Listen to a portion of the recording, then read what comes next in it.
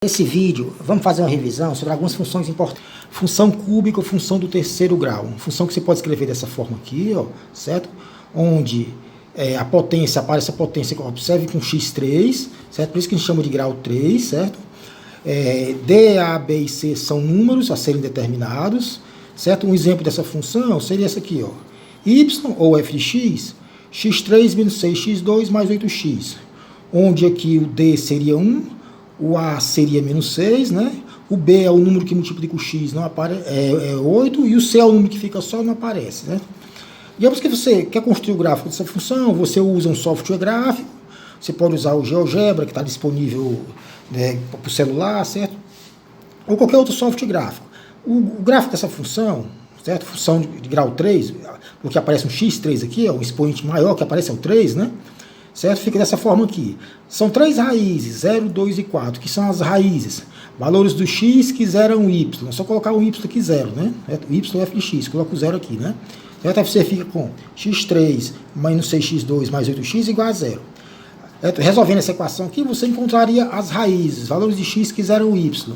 Aqui não é complicado, porque se eu colocar o x em evidência, ó, certo? Entre parênteses fica uma equação do segundo grau, né? Fica uma equação do segundo grau, né? Então, aí eu procuro, quais são os valores de x que zeram isso aqui?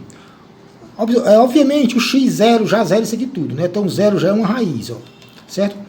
Os outros valores são a solução dessa equação aqui, que está aqui dentro de parênteses, que é uma equação do segundo grau, ó.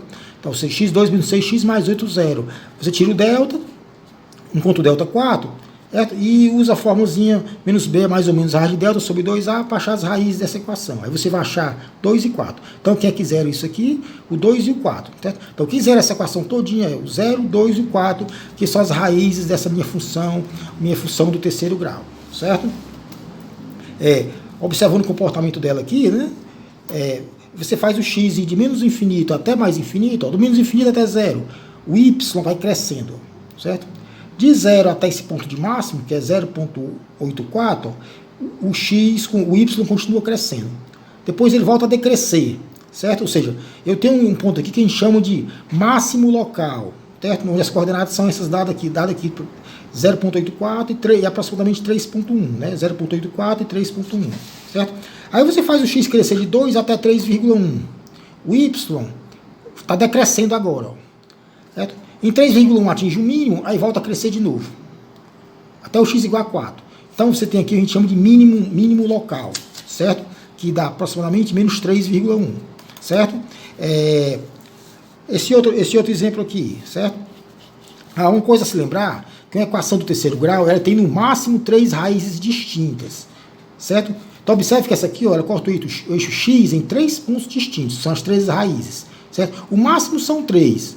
Não necessariamente vai cortar em 3. Esse aqui, por exemplo, esse exemplo aqui, ó, essa função do terceiro grau. Se você multiplicar o x, essa equação, esse termo aqui, o x menos 1 ao quadrado por esse, certo? X menos 1 ao quadrado é quadrado do primeiro, menos 2 vezes o primeiro pelo segundo, mais quadrado do segundo. De maneira que x2 vezes x dá o x3. Né? Isso aqui é uma função do terceiro grau. Aparece um x ao cubo, certo? Se você construir o gráfico dela no software gráfico, você vai ver que corta o eixo x em apenas 2 pontos. Ela só tem 2 raízes, certo? Então, se é do terceiro grau, o máximo que você vai ter são 3 raízes reais distintas, ou seja, vai cortar o eixo x em no máximo 3 pontos, né? Não necessariamente 3, pode ser que corte em menos. No caso aqui, ó, só corta o eixo x em 2, certo? As raízes também que é fácil encontrar, valores do x, de x que zeram esse y. Você vai colocar o y igual a 0 aqui, certo? De maneira que vai ficar x menos 1 ao quadrado e x menos 4 igual a 0, certo? O que é que zera essa equação aqui? Só olhando, eu descubro que o que zera aqui, certo? É o 1 e o 4. Se colocar 1 ou 4 aqui, zera a equação. As raízes 1 e 4, certo? Que utilidade tem uma equação desse tipo? Uma função cúbica, certo? Bom, na prática, você pode ter, por exemplo, um exemplo que você poderia ter... uma equação cúbica aplicada na prática. Você pode ter, você vai no seu laboratório, você vai fazer o seguinte experimento, né? Você tem um objeto onde você vai colocar um túnel de vento, certo? E vai aplicar aqui, o vento tem uma certa velocidade, que você controla a velocidade no túnel, certo? Aí você descobre aqui a força de arrasto. Você consegue medir, você tem os equipamentos, você consegue medir a força, uma espécie de força de resistência, a passagem do vento, que a gente chama de força de arrasto, certo? Aí você plota aqui, né? no eixo horizontal, a velocidade do vento que você está controlando, certo? E o F, a velocidade da força de arrasto que você está medindo no seu experimento, certo? Aí você vai construindo os pontos aqui, ó.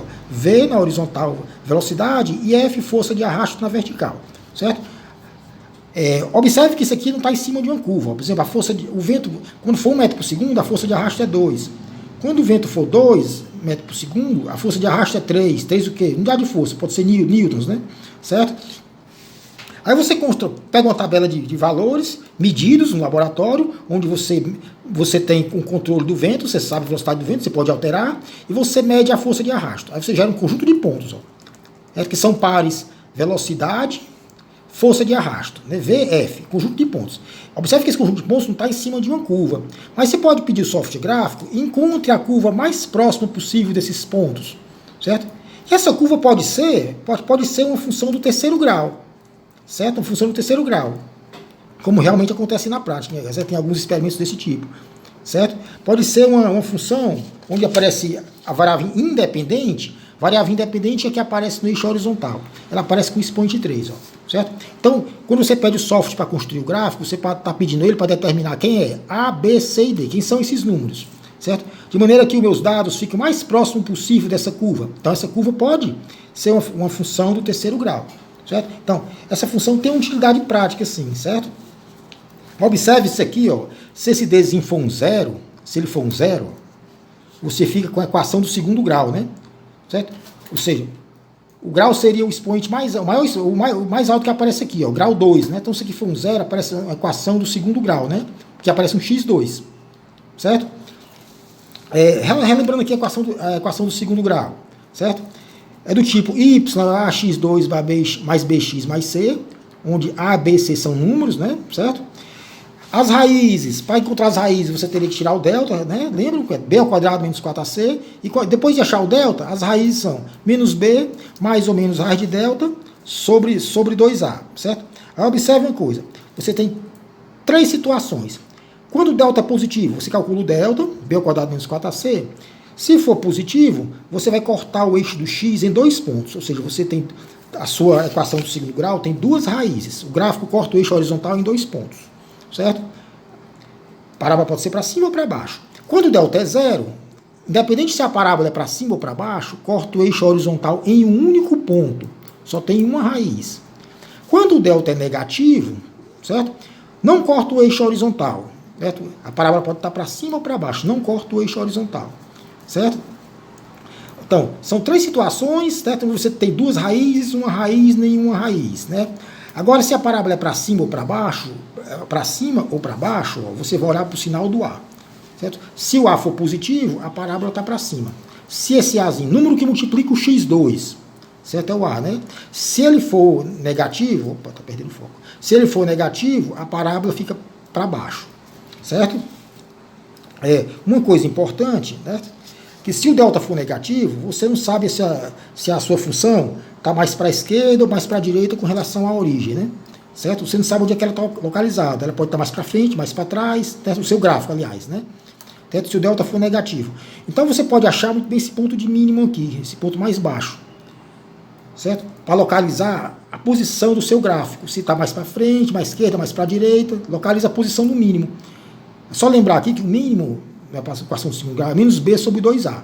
Certo? Se for o máximo, se a parábola for para baixo, mesma coisa. Esse ponto que dá o x do mínimo ou do máximo é menos b sobre 2a.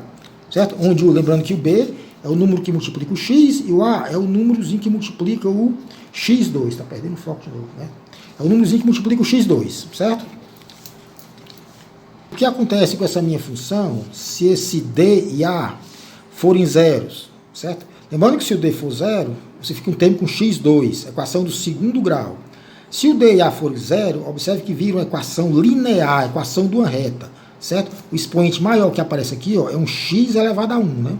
Certo? Isso vira equação de uma reta, fica do tipo bx mais c, equação da reta, certo? Onde o b a gente chama de coeficiente angular, o x é a variável no eixo horizontal, variável independente, e o y é a variável no eixo vertical, certo? O b, que a gente chama de coeficiente angular, é a tangente do ângulo que o gráfico forma com o eixo horizontal, certo? Se o B é positivo, o gráfico é assim, ó, tem esse sentido. Ó, certo? Se o B é negativo, tangente desse alfa aqui é negativo, né? O gráfico é assim, ó, certo? Tem essa inclinação, é decrescente, certo? Então, B é positivo, a inclinação é assim.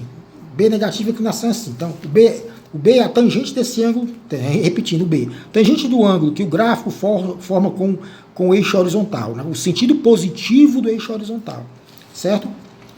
E o C é o ponto onde o gráfico corta o eixo vertical, certo? Quer ver? Coloca x igual a zero aqui. Quando o x for zero, quanto é que o y dá? O y dá C, né? Certo? Ou seja, então, esse ponto aqui pertence ao gráfico, ó, ponto 0 e C. Ponto onde o gráfico corta o eixo vertical, certo? Pronto. Digamos que eu tenho aqui, né, função do primeiro grau, coeficiente angular, número que multiplica o x, é negativo. Negativo, o gráfico é assim, ó. A função é decrescente, né? Como eu construo a equação dessa reta, certo? Função linear, o nome diz, função linear ou função da reta, função afim. Então você vai ver desses três termos, certo? Pronto. O gráfico dessa reta aqui, como é que eu construo? Como é a reta, basta você dar dois pares, 2 pontos. Quando eu falo 2 pontos, são 2 pares, né? Certo? Quando o x for 0, quanto é o y? 3. Então, esse ponto aqui está em cima do gráfico. Certo? Quando o x for 3, quanto é o y? 0. Esse ponto aqui está em cima do gráfico. Aí você liga os dois, ó, você tem a reta, certo? Observe, né, que a inclinação é assim, porque esse númerozinho aqui é menos 1, é negativo, o coeficiente angular é negativo. Isso quer dizer que a tangente desse ângulo aqui, ó, é menos 1, certo? Uma crescente, ó, crescente. Olha o A, certo? O número que multiplica o x, na verdade aqui não chamando de A, estou chamando de B, né? O número que multiplica o x, né? Certo? Olha o número que multiplica o x, é positivo, então é nesse sentido, é crescente. Como é que construo o gráfico? Basta dar 2 pontos, certo? 2 pontos que são 2 pares. Coloca o x0, quando o x0 for 0, o y dá 4, então esse ponto pertence ao gráfico. Quando o x for 1, o y dá 2 vezes 1, 2 mais 4, o y dá 6, então esse ponto pertence ao gráfico, aí você liga. As raízes, ponto onde o gráfico corta o eixo horizontal. Os valores de x que zeram o y, certo? Bota o y0 aqui, aí você acha o x quanto? Certo? O x3, ó, a raiz é 3. Ponto onde o gráfico corta o eixo horizontal. Valor de x que zera o y, aqui, ó, a raiz. Qual o valor de x que zera o y? Se você colocar um y0 aqui, ó, fica 2x mais 4 igual a 0, x menos 2, certo? Menos 2 e 0, tá? A raiz, ponto onde o gráfico corta o eixo horizontal, certo? Mas se a situação fosse outra, ele desse o gráfico da reta e pedisse aqui, eu dei a equação e pedi o gráfico. Nesse caso aqui, eu dou o gráfico e peço a equação, certo? Dou o gráfico e peço a equação. A equação eu sei que é dessa forma aqui, ó, bx mais c. Pedir a equação, da equação é você achar quem é o b e quem é o c, certo? É informação suficiente, basta que você dê 2 pontos ou 2 pares. Pronto, tem informação suficiente para achar o b e o c, certo? Substituo o primeiro ponto aqui, ó, substituo, certo? O 3 e 0, certo? x3, y0, certo? x3, o y0. Não, vamos raciocinar assim, fica mais simples, ó.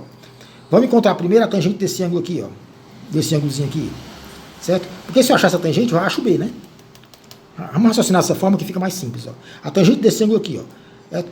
Como isso aqui é um triângulo retângulo, ó, cateto oposto, 3, sobre cateto adjacente. Esse também é 3, esse também é 3. Dá 1.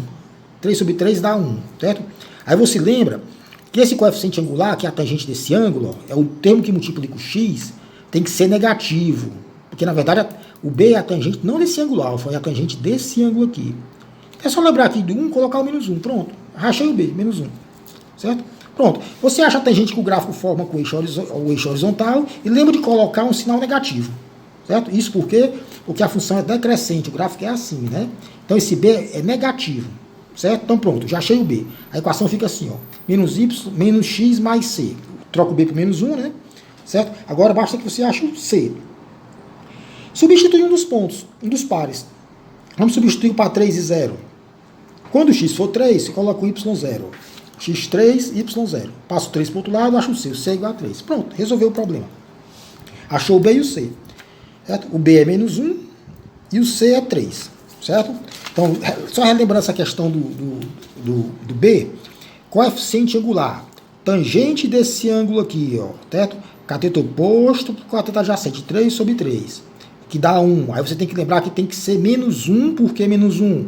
Certo? Porque o B, na verdade, é a tangente desse ângulo. A tangente desse ângulo é menos a tangente desse. Então, se esse aqui dá 1, esse aqui é menos 1. Certo? Então, você encontra 1 e coloca o sinal negativo. Pronto. Menos B. Menos 1, né? Certo? Fica o X, né? O número que multiplica o X. Agora, esse caso aqui, ó.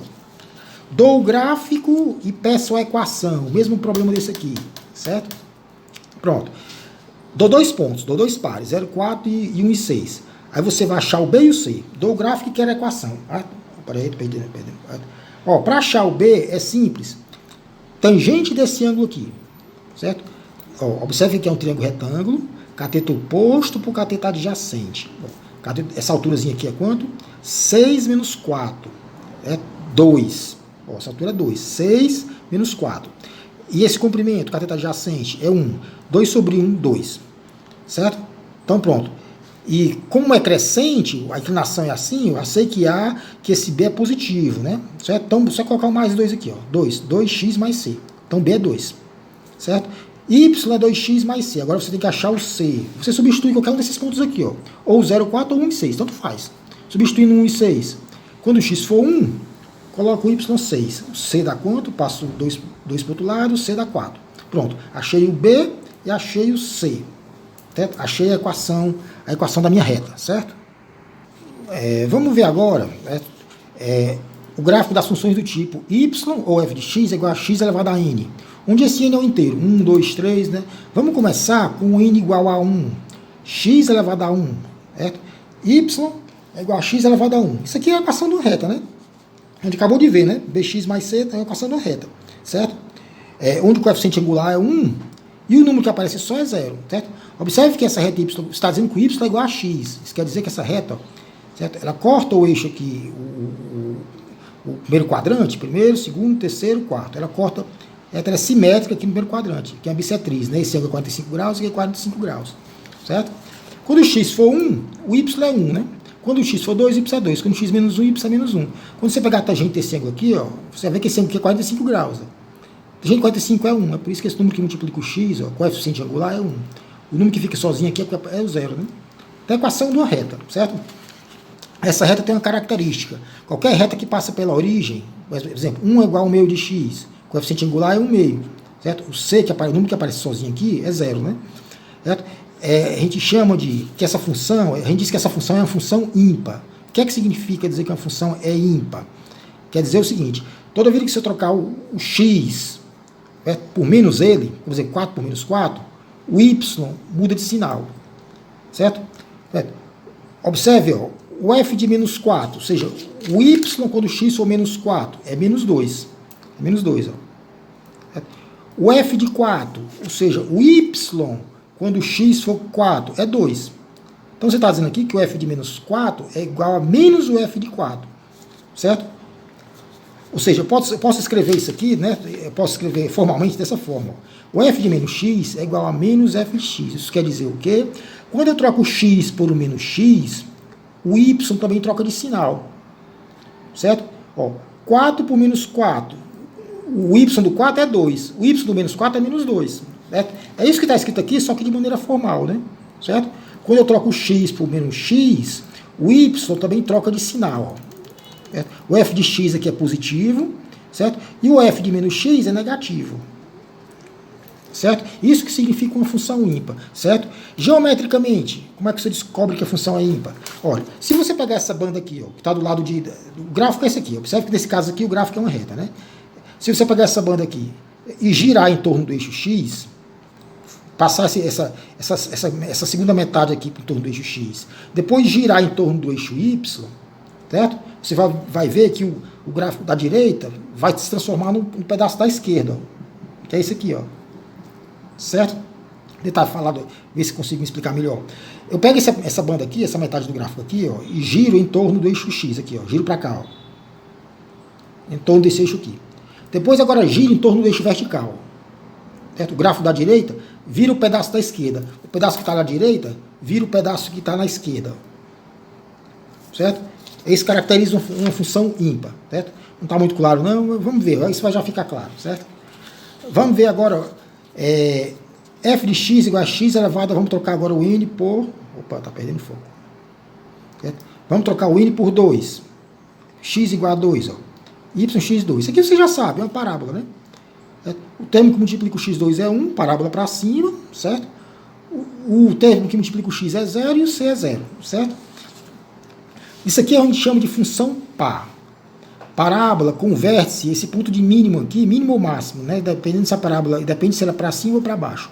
Esse ponto aqui, de mínimo ou máximo, ele está em cima do eixo vertical, certo? O que acontece se eu em vez de plotar essa função yx2, se eu botar y igual a x2 mais 3, você simplesmente está puxando a função 3 para cima, pegando o gráfico x2 e puxando para cima, deslocando na vertical de 3, ó. Certo? Isso aqui são funções que a gente chama de funções pares. A função par é mais simples de entender. Quando é que a função é par? Quando você troca o valor de x, eu troco 1 por menos 1, o y permanece o mesmo. Quem é o f de 1? O y de 1 é 4. Quem é o f de menos 1? É 4 também. Como é que eu escrevo isso formalmente, né? F de menos x é igual a f de x. Isso quer dizer que quando você troca o x por menos x, o y não muda, continua o mesmo. A simetria aqui é mais fácil de entender porque ela é simétrica em relação ao eixo vertical. Isso quer dizer o quê? O eixo vertical, o eixo y, divide o gráfico em duas bandas iguais. É isso que quer dizer que é simétrico, ó. Duas bandas idênticas. Ó. Certo? A gente diz que a função é par. Certo? A função é par. Esse exemplo aqui, ó. Isso aqui é uma função ímpar. Certo? Uma função ímpar. Certo? Se você pegar essa banda da direita, ó, girar em torno do eixo x, depois girar em torno do eixo y vertical, a banda da direita vira a banda da esquerda. Ó. Certo? Ou em outras palavras, se você trocar o x, aqui, F2, por menos 2, o y muda de sinal. O y do 2, digamos que for 5, o y do menos 2 vai ser menos 5. Certo? Essa aqui é uma função par. Ela é simétrica em relação ao eixo y. Isso quer dizer que a banda da esquerda, da direita, é igualzinha à banda da esquerda. Certo? Se eu pegar um x aqui, 2, e menos 2, os dois vão ter o mesmo valor de y. Certo? Vamos ver a paridade dessas duas funções aqui. Certo? Essa função que está no lado esquerdo, a linha cheia corresponde ao gráfico da minha função. Certo? Essa aqui se trata de uma função ímpar. Como é que você reconhece? Você olha aqui, né, para metade da direita da função e gira essa metade da direita, a função é a linha cheia, certo? É a linha cheia. Aí gira essa metade da direita em torno do eixo x. O que é que acontece? A linha cheia, que é a minha função, vira o tracejado. Vira o tracejado. Agora esse resultado, que é esse tracejado, você gira em torno do eixo y. Assim, ó. Certo? Você vai obter a banda da esquerda da função. Certo? Então, é a função ímpar. Como é que você reconhece, então? Você pega a metade da direita, gira em torno do eixo x, eixo horizontal, obtém um tracejado. O resultado, que é o tracejado, você gira em torno do eixo y. Certo? Que é isso aqui, ó, gira assim, né? Você vai obter o quê? A metade da esquerda. A metade que está na esquerda. Se trata, portanto, de uma função ímpar. Certo? O que é que caracteriza uma função ímpar? F de menos um número, y de menos um número, é menos o y do número. Por exemplo, o y de menos 1, aqui, digamos, menos 3, é menos o y de 1, que é 3. Certo? Então, isso aqui é uma função ímpar. Essa aqui é par ou é ímpar? Certo? Essa aqui nem uma coisa nem outra. Certo? Ela seria par se o eixo de simetria fosse o eixo y. O que é o eixo de simetria? Divide a função em duas bandas iguais. Tem um eixo de simetria, sim. Qual é? Essa reta vertical aqui que passa pelo 2. Divide a função em duas bandas iguais. Certo? Mas eixo de simetria não coincide com o eixo y. Então, ela não é par. Certo? Ela seria par se você pegasse o f de 3 fosse igualzinho ao f de menos 3.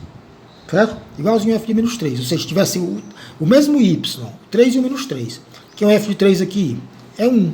Que é o f de menos 3 aqui? Ó, é um número muito maior.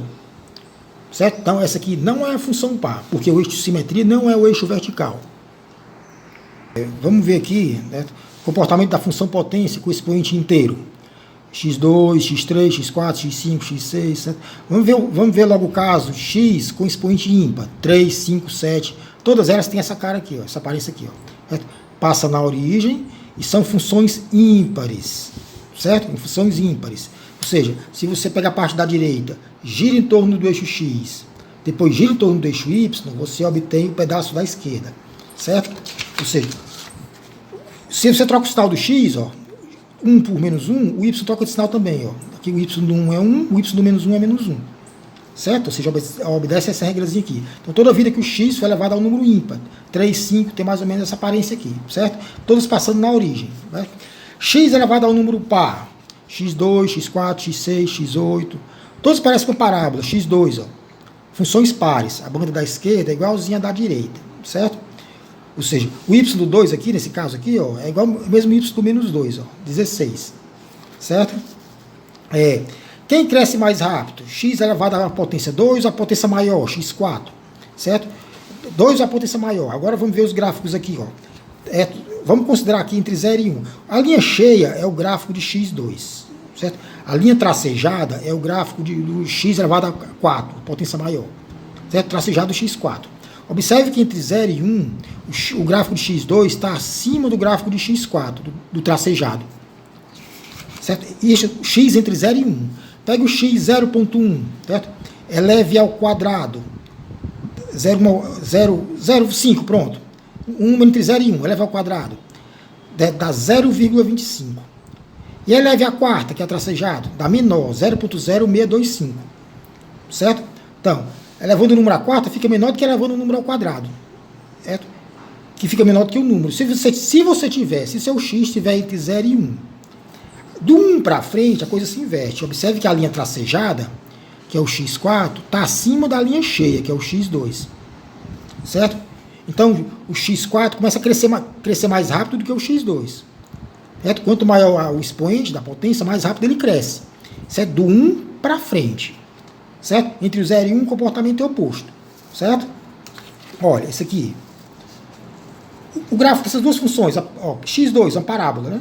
É x2 e x2 mais 1. O x2 é essa linha aqui, mais embaixo. Ó. O x2 mais 1 é que está mais em cima. A diferença entre os dois gráficos, as duas funções.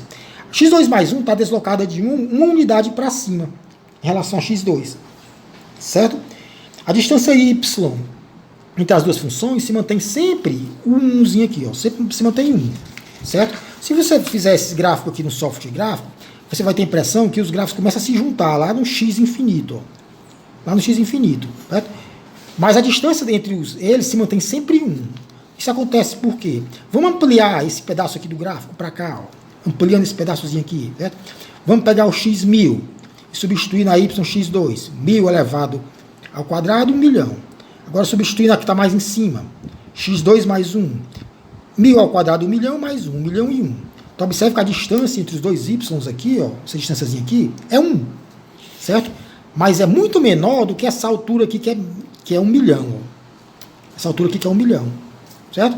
Então, quando você pega valores de x muito grandes, você tem a impressão que essa distância aqui é insignificante, na verdade é insignificante em relação a essa altura. Ó.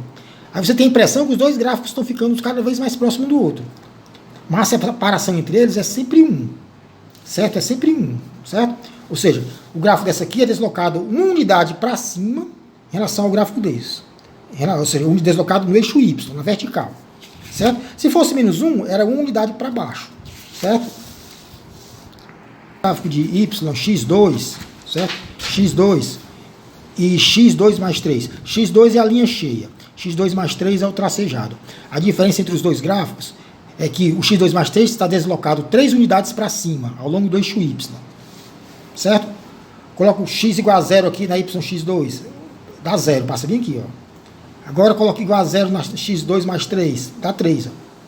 Certo? A separação entre os dois y é sempre 3 unidades.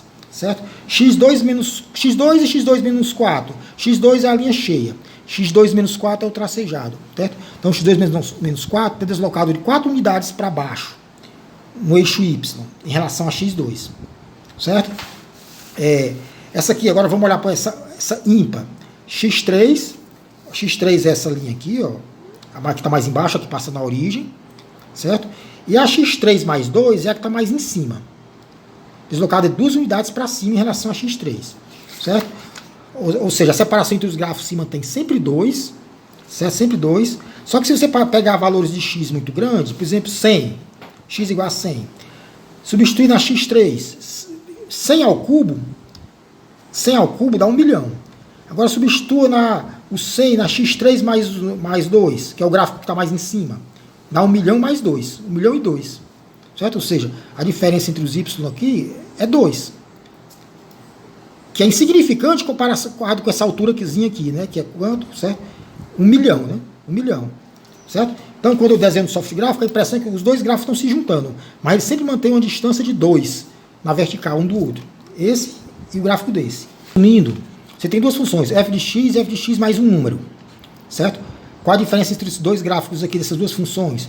Uma, fx mais c, é deslocado c unidades na vertical em relação ao outro. Se o c é positivo, você puxa o gráfico f de x para cima, c unidades. Se o c é negativo, você puxa ele para baixo de c unidades.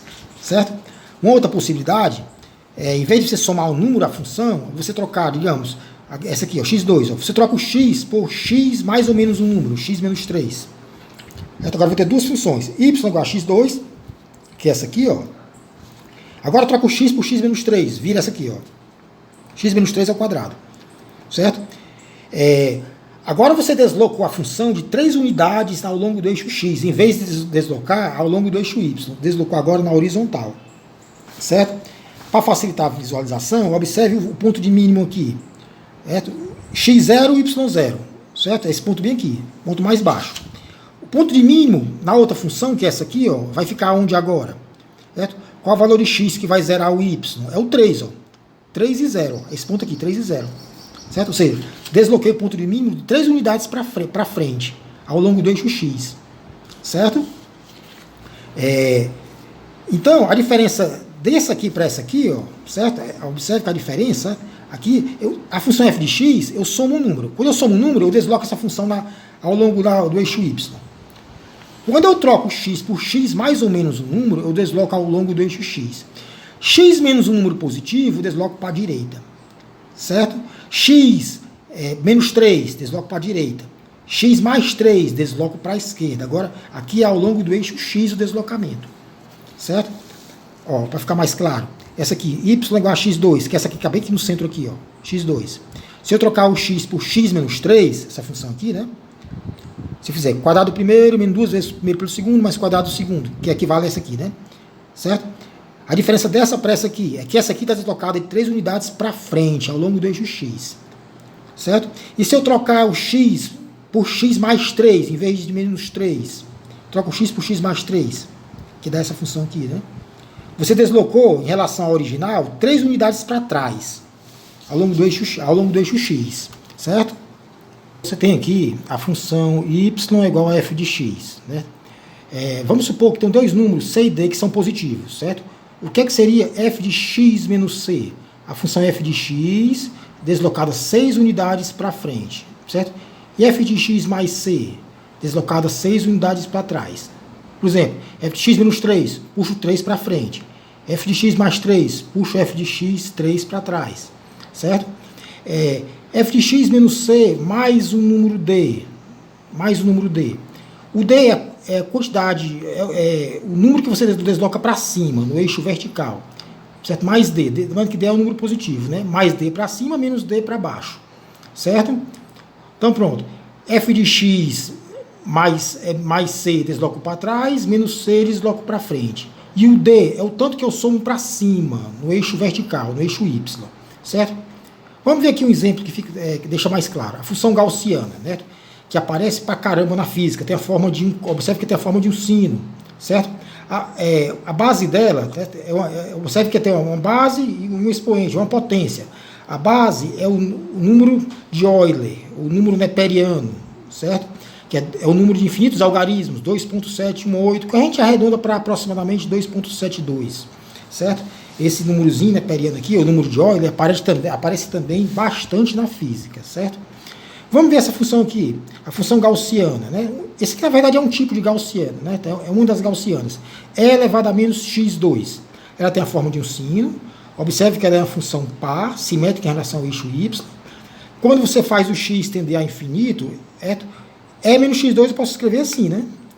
1 sobre e elevado a x2. Coloco o x2 no denominador, só lembrando de trocar o sinal do expoente, né? Quando o x vai para mais infinito ou menos infinito, você tem 1 sobre um número bem grande, que cresce a infinito, que dá o número que tende a zero. Ou seja, o seu y tende a zero quando você vai para menos infinito ou mais infinito, ele tende a zero, certo? Se eu trocar nessa função aqui o x por x menos 2, troco o x por x menos 2, certo? Você está deslocando, segundo a nossa regrazinha aqui, né? Ó, x por x menos um número. Eu estou deslocando a função 2 unidades para frente, ao longo do eixo x. X menos 2, certo? Então, isso aqui é o gráfico da função e elevado a menos x menos 2. Ou seja, eu troco o x nessa aqui, que é essa função, troco por x menos 2. Desloco 2 unidades para frente, certo? E se eu somar um número, por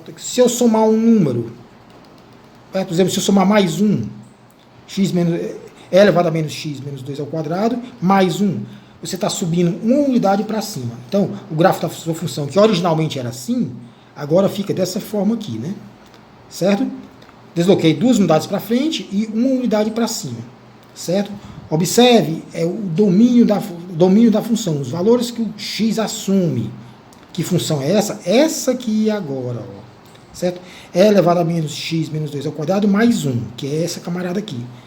Você pode dar qualquer valor para x. Então, o domínio são todos os números reais. Né? Imagem, valores que o y assume. Nessa função aqui, né, que é essa. Observe que os valores do y estão aqui agora, ó, entre 1 e 2. Ó, certo? Valores do y dessa função estão entre 1 e 2. Certo? Então, o y pertence aos reais, tal que o y é maior ou igual a 1, menor ou igual a 2. Certo?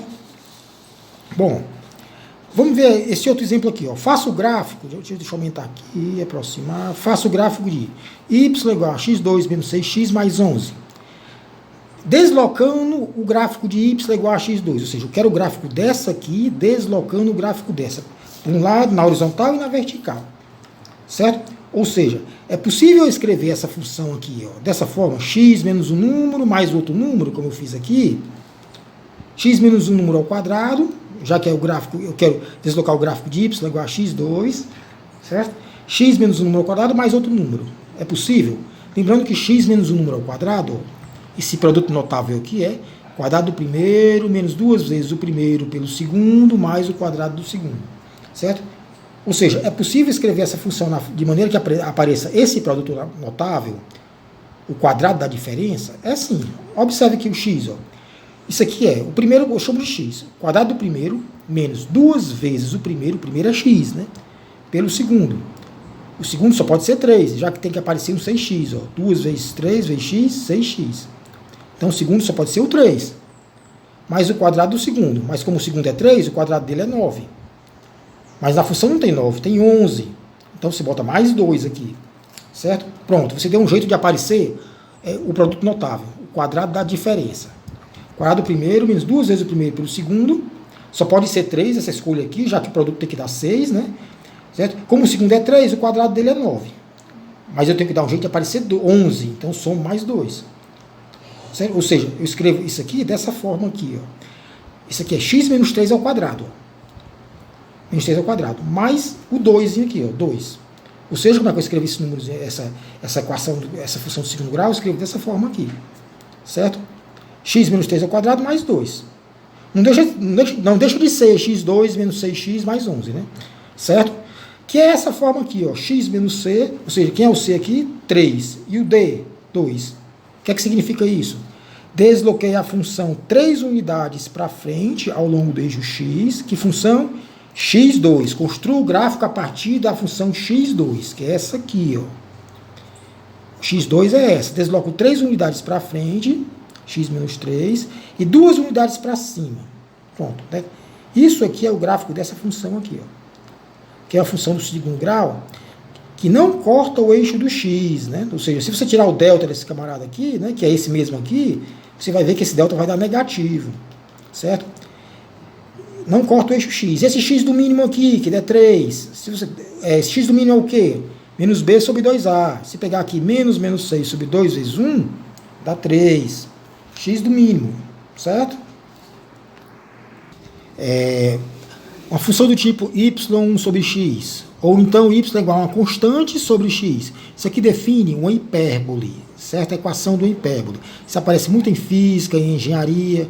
Por exemplo, a lei dos gases ideais. Pressão vezes volume é número de moles, R, constante dos gases, vezes a temperatura. Se a temperatura for constante, isso aqui tudo vira constante, certo? Aí você passa o V para o outro lado, volume para o outro lado. Então, observe que P e V são inversamente proporcionais, aqui como o Y e o X, certo? Então, isso aqui define uma hipérbole. Você coloca o V no eixo horizontal, no eixo que seria o lugar do X, né? O eixo das variáveis independentes, e o P do eixo vertical, o eixo das variáveis dependentes. Então, isso aqui define uma hipérbole. Então, diz aqui que Y e X são inversamente proporcionais. O gráfico tem essa cara aqui, ó, certo? Vamos fazer X tender para mais infinito. X tender para números muito grandes. Quando x tende para mais infinito, o que acontece com o y? Vai diminuindo cada vez mais, tende para zero. Eu escrevo isso da seguinte forma. X tendendo para mais infinito, y fica 1 sobre infinito, tende a infinito, né? Ou seja, 1 sobre infinito, isso aqui tende a zero. 1 sobre um número bem grande tende a zero, né? Não é isso? Certo? Então, x indo para mais infinito, a função decai para zero. Certo? Agora vamos fazer x tendendo para menos infinito, menos 1000, menos 2000, menos 1 milhão. O que acontece com o y? Vai decaindo também. Certo? Então, quando o x vai para menos infinito, certo? O y fica 1 sobre x, 1 sobre menos infinito, que isso aqui tende a zero também. Certo? Tende a zero também. Só que se você observar essa tendência a zero, observe duas coisas, certo? Fazendo x tender a menos infinito, o y tende a zero por valores negativos. Certo? Tende a zero por valores negativos. Vamos explicar isso melhor já já. Vamos ver logo quando eu faço x tender a zero. X tender a zero. Vamos fazer o x tender a zero pela direita. A direita que eu falo é a direita do zero. Assim, nesse sentido, né? Tender a zero nesse sentido. Certo? 0,1 passa para 0, 0,1. Você disse que ele está tendendo a zero por valores positivos. 0, tende a zero por valores positivos, 0,0001, ficando cada vez menor, por valores positivos. Quando isso acontece, o y tende a quanto? Quando o x tende a zero por valores positivos, esse zero mais quer dizer que você está caminhando em direção ao zero, mas através de valores positivos. Certo? 1 sobre um número positivo bem pequeno, dá um número positivo bem grande, né? Não é isso? Então, quando o x tende a zero por valores positivos, y tende para mais infinito. O que acontece quando você vem aqui para zero por valores positivos. O que acontece com o y? Vai crescendo até mais infinito.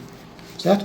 O que acontece quando você tende o x tende a zero, agora por valores negativos, agora aqui, da esquerda para a direita, em direção ao zero aqui. Certo? Ou seja, eu pego zero por valores negativos, eu simbolizo assim, zero menos. Eu estou me aproximando do zero, mas por números negativos, menos 0,0001, estou me aproximando da esquerda para a direita. Certo? 1 sobre um número negativo bem pequeno, isso aqui dá um número negativo bem grande. Certo? Um número negativo com modo pequeno. Certo? Dá um número negativo bem grande. Então, quando o x tende para zero por valores negativos, que eu simbolizo assim, o y tende para menos infinito. O que acontece com o y? Tende para números negativos bem grandes, para menos infinito. Certo? Então, x tende a zero por valores negativos. Y vai tendendo, tá vendo? Vai ficando cada vez menor, tendendo a menos infinito.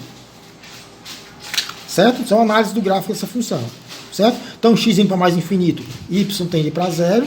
X indo para menos infinito, ele tende para zero também, só que por valores negativos. Né? O que acontece se nessa função hiperbólica eu trocar x por x menos 2? Ou seja, em vez de ter f de x 1 sobre x, eu vou ter f de x menos 2. Certo? Como eu falei ainda nesse vídeo, né? Você simplesmente está deslocando a sua função 2 unidades para a direita. Então vai ser esse mesmo gráfico, com essa mesma cara, só que puxada para a direita, 2 unidades. Fica com esse gráfico aqui, certo?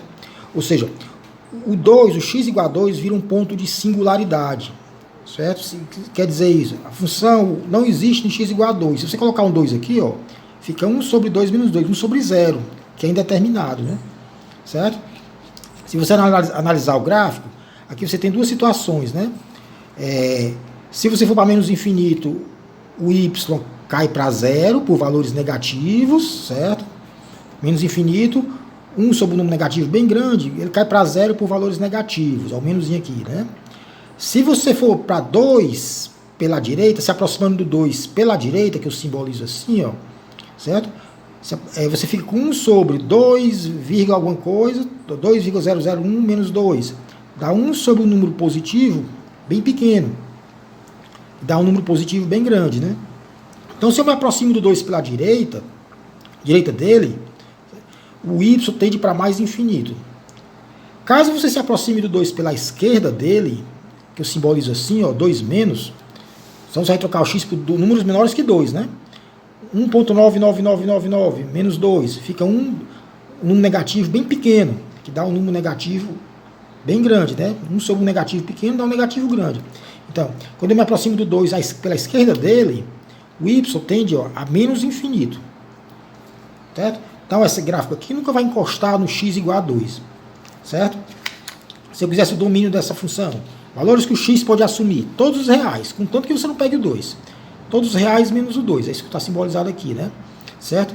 Valores de y. O y pode ser qualquer número. Observe que se eu traço uma reta aqui, ó, paralela ao eixo x, coincidindo com o x, né? Em cima do x. Você nunca encontra o gráfico, né? Certo? Então, y nunca vai ser zero. Qualquer reta que eu traço paralela ao eixo x, encontro o gráfico. Menos se a reta coincidir com o próprio eixo x. Você não acha o gráfico. Então, y pode ser qualquer coisa, menos o zero. Certo? Em outras palavras, você nunca vai achar um valor de x que zere o y. Isso aqui nunca vai acontecer. Certo? E se a função hiperbólica, em vez de eu trocar o x por x menos um número, eu somar ou subtrair um número, pronto. Certo? Eu troco 1 sobre x, eu subtraio 2, menos 2. Agora você está deslocando a sua função na vertical, ao longo do eixo y. Eu estou puxando esse gráfico aqui 2 unidades para baixo. Certo? 2 unidades para baixo. Então o gráfico fica com essa cara aqui. Certo? Raiz da função. Valor de x que zera um y. Se botar o y0 aqui, ó, e resolver 1 sobre x menos 2 igual a 0, você vai achar x1/2. Aqui é a raiz da função. Certo? Quando o x tende para mais infinito, só olhando para o gráfico, eu vejo aqui, ó, quando o x tende para mais infinito, o que acontece com o y? O y tende a menos 2. Certo?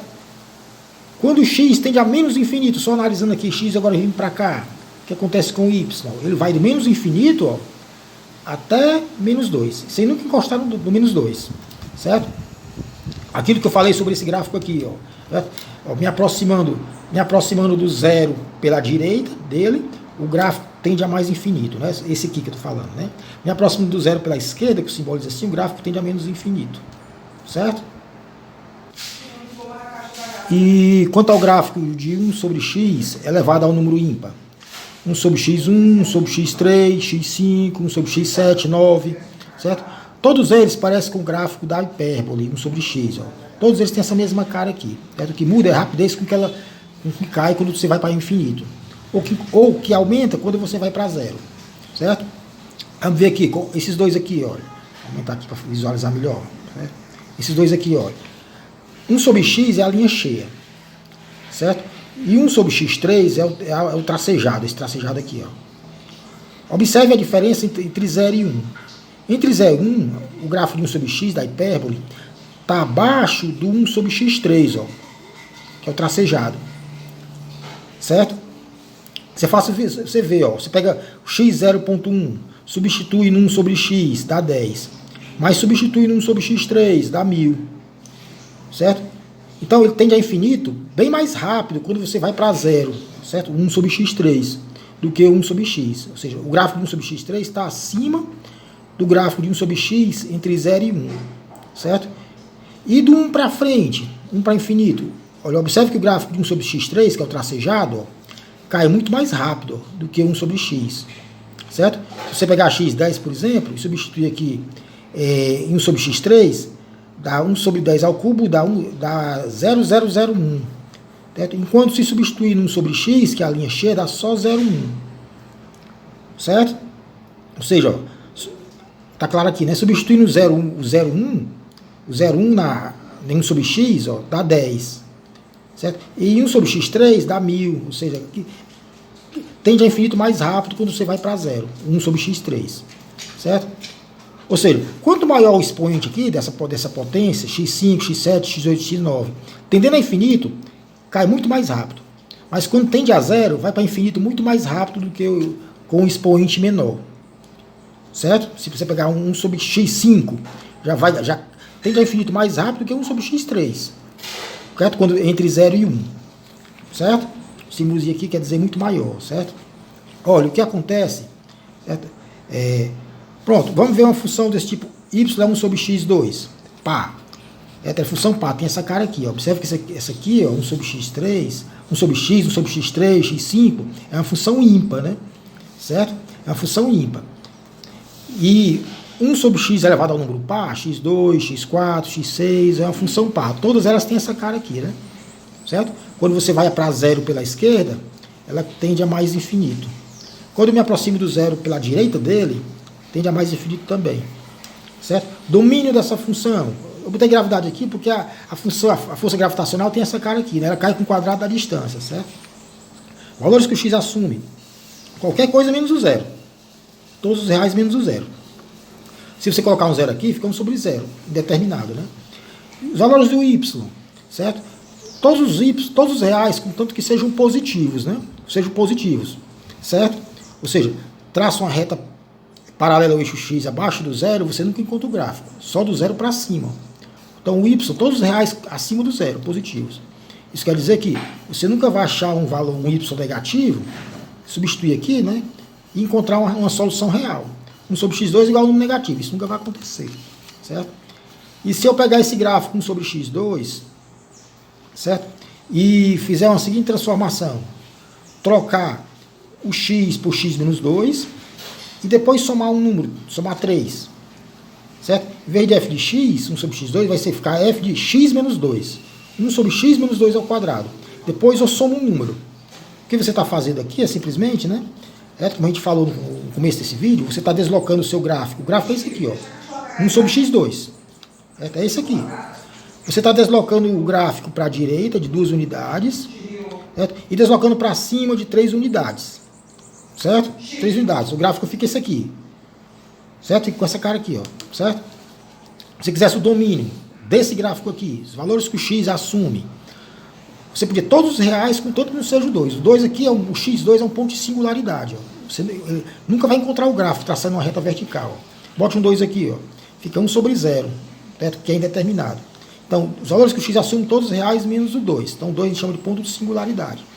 Então, esse gráfico aqui é o gráfico dessa função. Que seria 1 sobre x2, deslocada 2 unidades para frente e 3 unidades para cima. Certo? E observe também, se você traçar uma reta aqui horizontal no y igual a 3, certo? Você também não encontra o gráfico. Ou seja, se eu colocar aqui um y3 aqui, ó, certo? Corto 3, passo 3 para o outro lado, porque eu corto 3 com 3, né? Fica 1 sobre x2 igual a 0. Isso aqui, você nunca vai achar um valor de x que deixe isso aqui 0. Isso aqui nunca vai acontecer. Certo? Então, tá bem. E imagem, todos os valores de y, contanto que estejam acima do 3. Ó. Abaixo do 3, você não encontra o gráfico. Eu estou falando dessa função aqui, que é essa. Certo? Bem, essa página aqui vai ser a última página desse vídeo, senão ele vai ficar um pouco longo, né? Vamos ver essa função f de x é igual a x elevado a 1 sobre n, onde n é um número inteiro, certo? X elevado a 1 meio, 1 quarto. Lembrando que você pode, né, usando essa relação aqui, né, transformar x era 1 sobre n na forma de potência na forma de raiz, né, onde esse n aqui fora seria o índice, né? Então x elevado a 1 sobre n fica a raiz enésima de x elevado a 1, né? Certo? Por exemplo, f de x igual a x elevado a 1 meio. Isso é a mesma coisa que raiz quadrada de x, né? X elevado a 1 aqui, certo? E o índice 2, né? Certo? Quando é raiz quadrada, ou seja, quando o índice é 2, geralmente se omite o índice, né? Então fica subentendido que isso aqui é a mesma coisa, né? Geralmente se omite esse 2 do lado de fora. Aí fica subentendido que é raiz quadrada. O gráfico de f de x é raiz quadrada de x, tem essa forma aqui, essa cara aqui. Certo? Observe que ele só existe a raiz para valores de x positivos ou zero, né? Raiz de 0, 0, certo? Raiz de 4, quadrado de 4, ele sabe que é 2. Então, a raiz seria isso aqui. O número que é elevado ao quadrado dá o que está aqui dentro, dá 4. certo? Raiz de 9, eu sei que é 3. O número que é elevado ao quadrado dá 9, é 3, né? Raiz de 6, não dá um número, dá um número irracional, né? Mas eu sei que está entre raiz de 4 e raiz de 9. Então está entre 2 e 3, né? É um número que está entre 2 e 3, certo? Outra coisa a se observar, que você não pode ter raiz quadrada. Quando eu falo quadrada é porque o índice aqui é 2, né? Quer dizer, o x elevado a 1/2, né? Você não pode ter raiz quadrada de um número negativo, certo? Senão, se você levasse, digamos que a raiz quadrada de menos 4, eu chamo de x. Se eu levar ambos os lados ao quadrado, eu fico x4, x ao quadrado é igual ao número que está aqui dentro, menos 4. Onde é que você vai encontrar o número que é elevado ao quadrado de negativo? Nem aqui, nem na China, né? Em canto nenhum, né? Certo? Olha, ainda voltando para essa mesma questão da raiz do negativo. Então eu posso escrever, né? Triângulo elevado a 1 sobre m como triângulo 1m na forma de raiz, né? A potência, né? Certo? Então, eu quero mostrar que raiz de um número negativo, quadrada, que eu chamo de x, né? Não pode ser um número real, certo? Você pode escrever esse raiz de menos 4 dessa forma, né? Menos 4 elevado a 1, 2, né? Fica subentendido que o númerozinho aqui é 2, né? Certo? Ou seja, menos 4, isso aqui é menos 4 elevado a 1 sobre 2, né? Escrevendo na forma de potência, né? Usando essa relação aqui, né? 1 sobre 2, que eu estou chamando de x. Se eu levar ambos os lados ao quadrado, os dois lados ao quadrado, fica... Essa potência aqui dá o quê? Multiplica o meio por 2, que dá 1, menos 4 elevado a 1, que é menos 4, é igual a x2. Ou seja, eu estou dizendo que o número elevado ao quadrado dá negativo. Então esse número não pode ser um número real, né? Ou seja, em outras palavras, como a gente acabou de falar aqui no começo, né? Não existe raiz quadrada de número negativo entre os números reais, certo? Então, o nosso gráfico, certo? O nosso gráfico, observe que o gráfico então vai de x de 0 para frente. Então o gráfico fica assim, ó. A raiz de 4 é 2, a raiz de 9 é 3 e o raiz de 6, certo? Está entre o número entre 2 e 3, entre 2 e 3, certo? Domínio, valores que o x assume. O x só pode ser positivo, todos os números reais, contanto que seja maior ou igual a 0, certo? Imagem, y, valores que o y assume. Se eu traçar uma reta aqui horizontal paralela ao eixo x, eu só encontro o gráfico do 0 para frente. Então, y, todos os reais maiores ou iguais a 0 também, certo? Bom, se esse x for elevado a 1 sobre o número ímpar, ou se esse n aqui for ímpar, 3, 5, x elevado a 1/3, x elevado a 1/5, 1/7, 1/9, aqui seria a raiz cúbica de x, né? Aqui sim, existe raiz cúbica de número negativo, certo? Raiz cúbica de menos 8, é 2. Qual é o número que multiplicado por ele mesmo? 3x vezes x, 3 dá menos 8. É o menos 2, né? Certo? Então, no gráfico de raiz cúbica de x, observe que tem um lado que é negativo. Ó, isso aqui é x e aqui é raiz cúbica de x. Então, ao contrário da raiz quadrada, existem raiz cúbica para números negativos. E observe que a função raiz cúbica de x ela é ímpar. Certo? Ela é ímpar. Se eu trocar o x por menos x, o y troca de sinal também, ó, mantendo o valor em módulo. Raiz cúbica de 8, 2. Raiz cúbica de menos 8, menos 2. Tem a função ímpar, né? Se você girar a banda da direita em torno do eixo x e o resultado girar em torno do eixo y, dá a banda da esquerda, certo? Então, sim, mas outra coisa, esse x elevado ao número 1 sobre o número ímpar, todos esses gráficos têm essa mesma cara aqui, essa mesma aparência. X elevado a 1/3, 1/5, 1/7, né? Só muda a rapidez com que cai quando você vai com que aumenta como você vai para o infinito. Ou que cai quando você vai para 0. Mas todos eles, x 1/3, 1/5, 1/7, todos eles têm essa mesma aparência aqui. Todos eles são funções ímpares, certo? O que acontece com essa função? Ó, raiz de x, se eu trocar por x menos 2, ou seja, pegar o f de x menos 2, e depois somar 3, o que é que vai acontecer? Você está trocando x por x menos 2, você está puxando a sua função 2 unidades para a direita, certo? Em vez dela começar aqui no 0, ela vai começar aqui no 2. Ao somar 3, você está puxando o gráfico 3 unidades para cima, certo? Então, esse aqui seria o gráfico da função f de x, raiz de x menos 2 mais 3, né? E esse aqui é o gráfico da função raiz de x, certo? Observe qual seria o domínio dessa função aqui, valores que o x assume. Você só pode dar valores de x. O x só encontra o gráfico aqui, ó, se eu traçar uma reta vertical, em qualquer ponto, do 2 para frente, ó. Certo? Domínio, valores que o x assume. Qualquer real, contanto que seja maior ou igual a 2. O que acontece se eu colocar um valor aqui menor que 2? Fica a raiz quadrada do número negativo, que não existe entre os números reais. Certo? Imagem, valores que o y assume. Se eu traçar uma reta horizontal paralela ao eixo x, aonde eu encontro o gráfico? A partir do 3, do 3 para cima, né? Então, imagem, valores que o y assume, todos os reais, contanto que sejam maiores ou iguais a 3. 3 para cima. Certo?